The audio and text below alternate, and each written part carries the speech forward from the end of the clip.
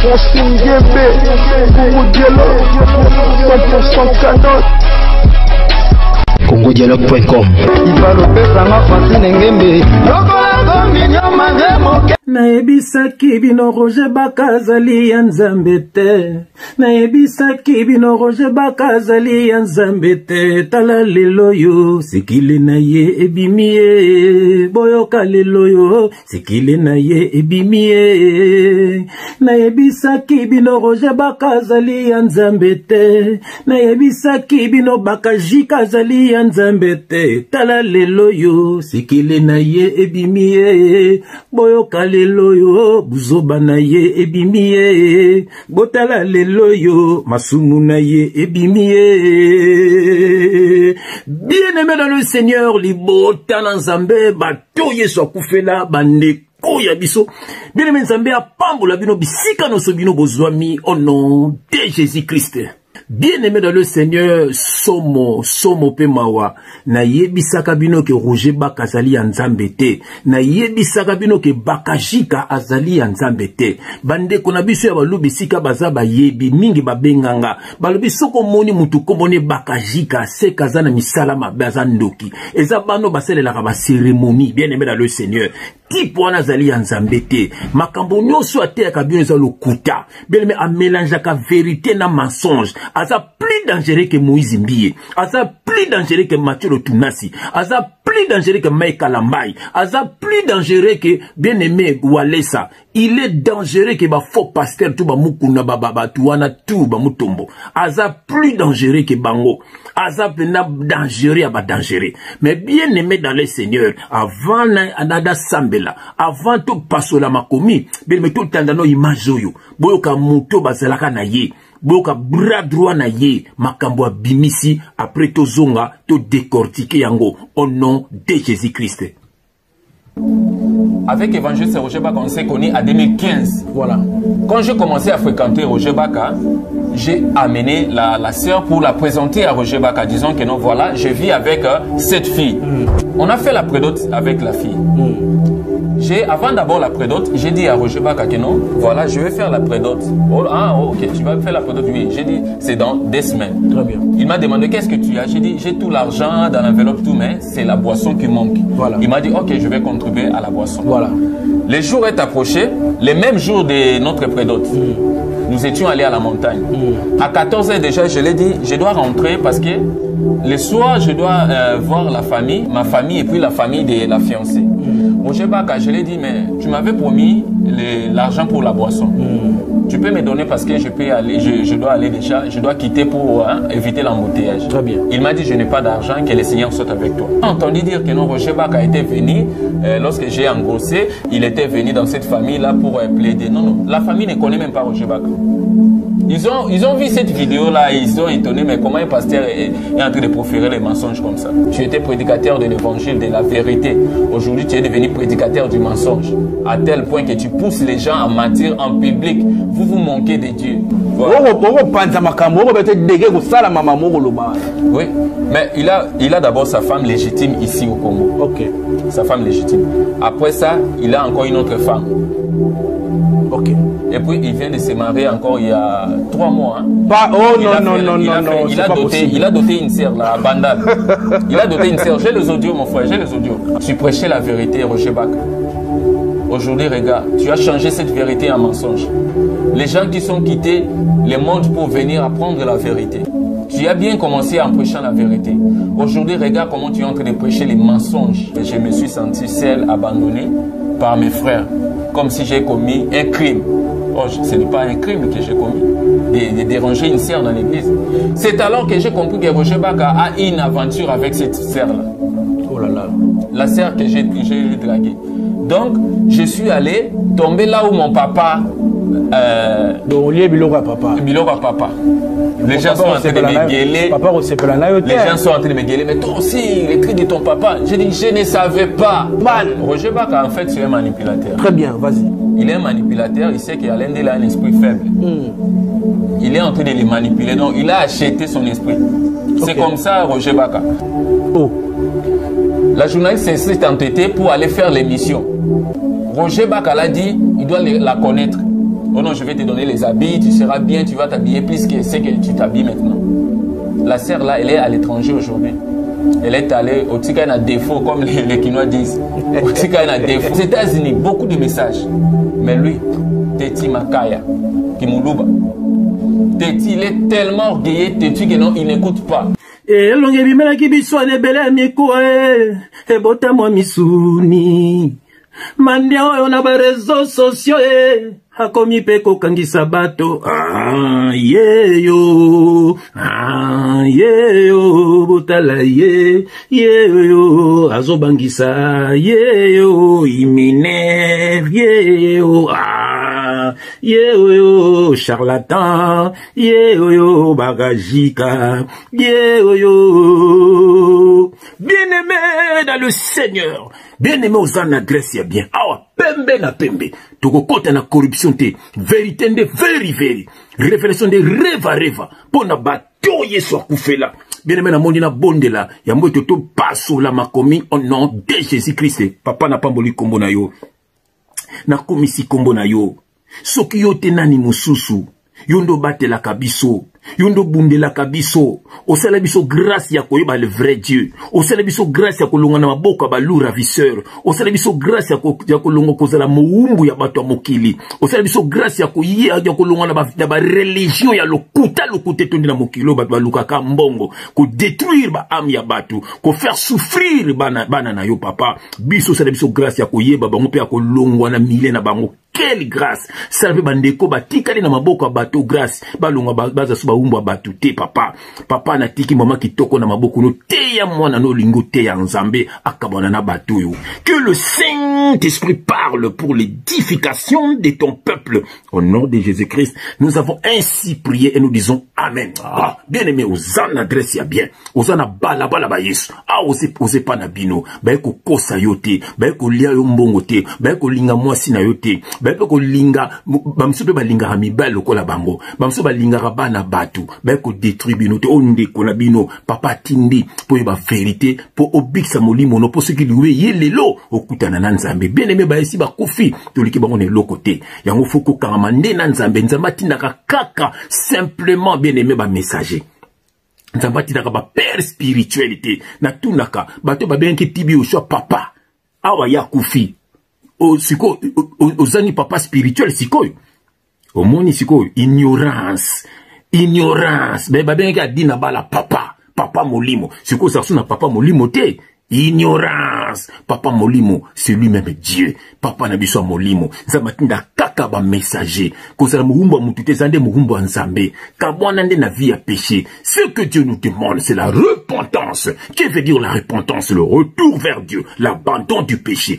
Voilà, point barre. Bien aimé kangamane na nzambe sambela ka vankolala sambela ka sokola muki sambela ka vonlia obino zongo sambeli ata 1 minute pa manzamba singo ba 2 heures ba ngala saba pira 3 heures la sala ba jena 40 jours et ça ba ignorance bien aimé yesa so kufane kulusu pona biso to koma libre kabona kana vie à péché yebaka ko sambela ko senga nzambe ka merci na nyoso zo sala bomo ina yo okomona nyoso ko fungama yemo ko baptiso du Saint-Esprit sambela kana mwasi na bana na ndako frère nanga mama sambela kana bana na mbalo na ndako sœur nanga bazo kosa bino nzabati naka ba messager ki messager alubini ni ato salabo to salabo esili nango au nom de Jésus-Christ beme botuko yoka makambo ya Roger Baka zali anzambe te nebisaki bino bomoni nzamba bimise na poisa nzoka yemoko impudicité makasi bien aimé dans le Seigneur yemoko bato a dénosaka bien aimé dans le Seigneur yemoko aza lokola bango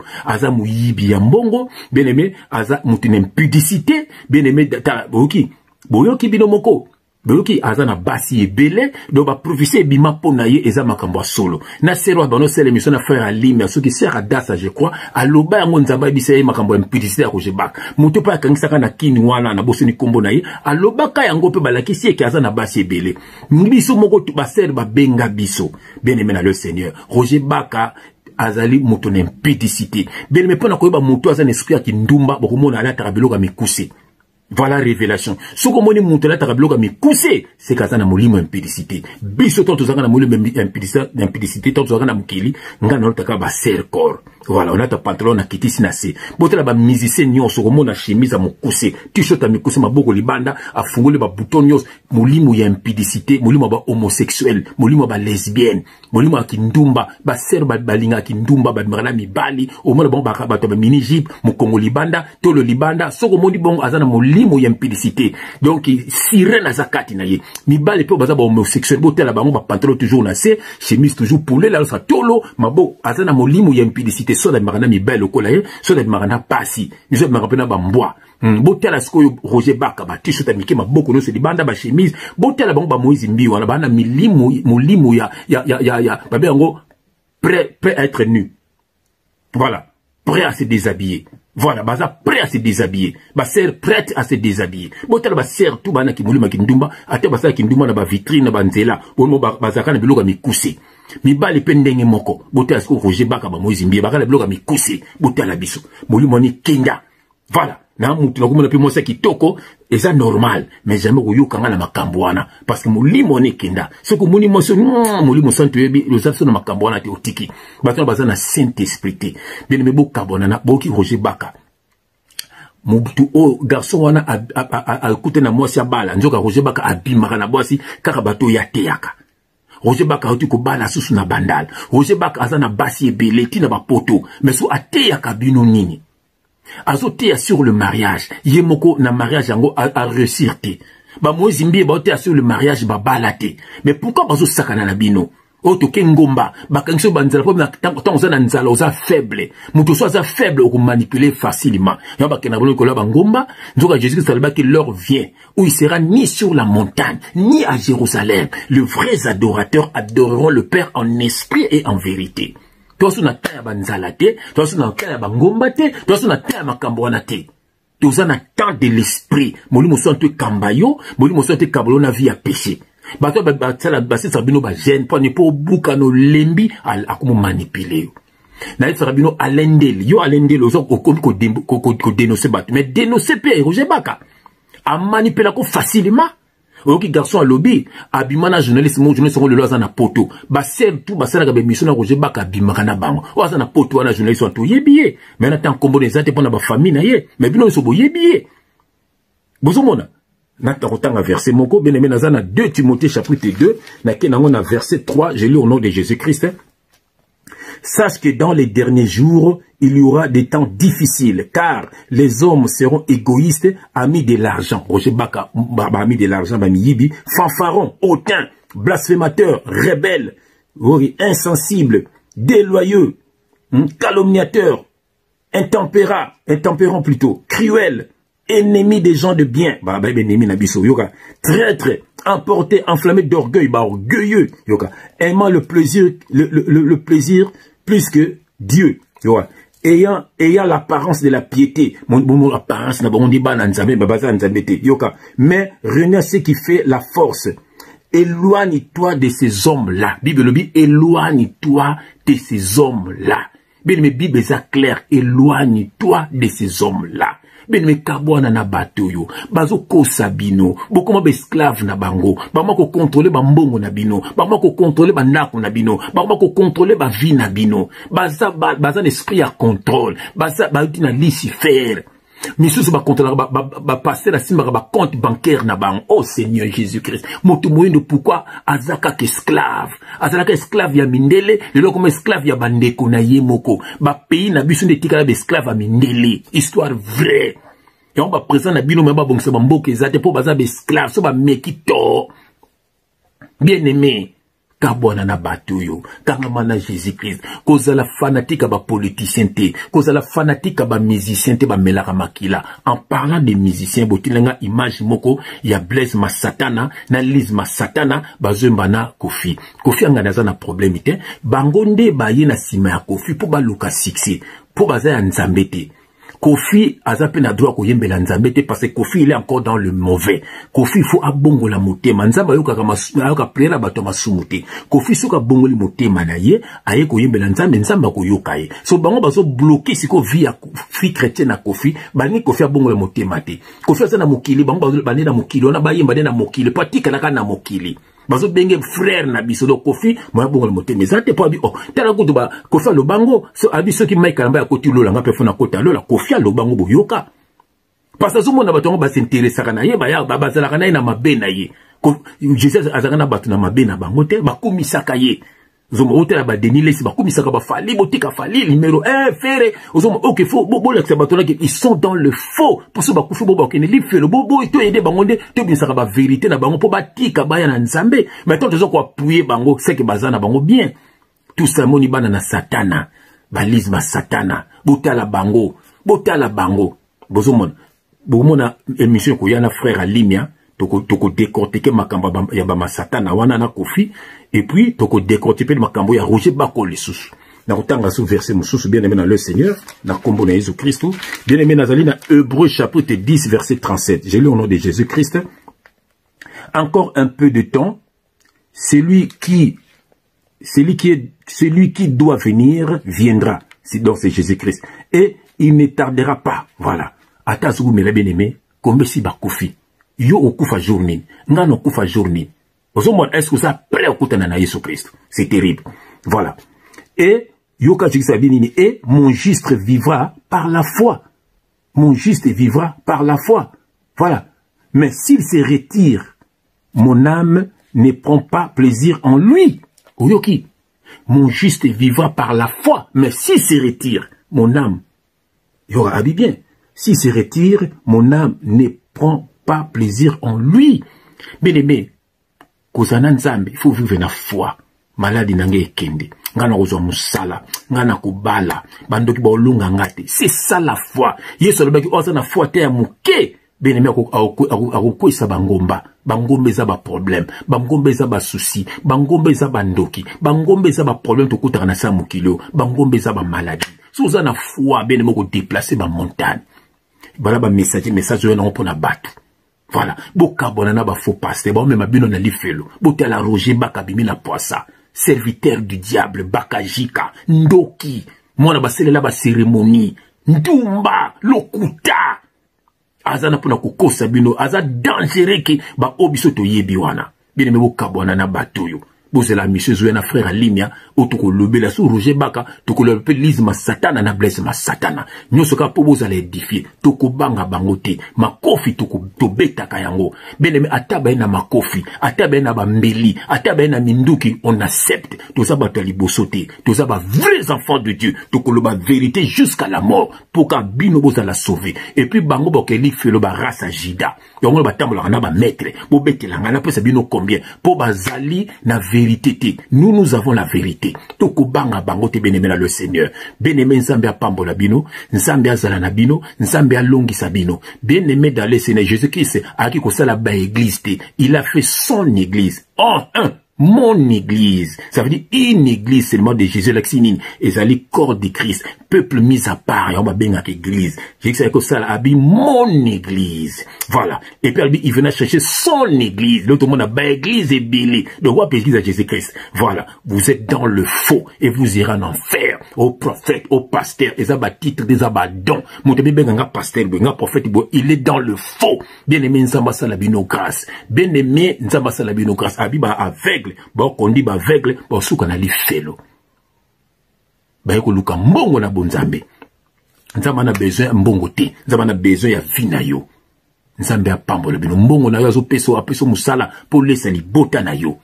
Voilà. Ezate po oko musala ba buzoba. Ba kondo pesa mbonga boy. O ba nini. O ba boye. O ba zo kosa bino bango bazo mfua manzamba sala ka bongo te. O na zangi si nzamba lobela bino. Nzambe a pambola bino biseka no bozwambi na senga bino ba témoignage ya ba vie na bino ndenge bobongola ni tema. Bien aimé, merci aussi ba tindelinga déjà. Toko le tchango moko pour édifier le peuple de Dieu. Soyez bénis au nom de Jésus-Christ. Amen. CongoDialogue.com www.congomasolo CongoGosolola.com Kitoko Obi Ronaldinho le King is back. Bolandaka mingi Congo Dialogue Francine Ngembe mission www.congodialogue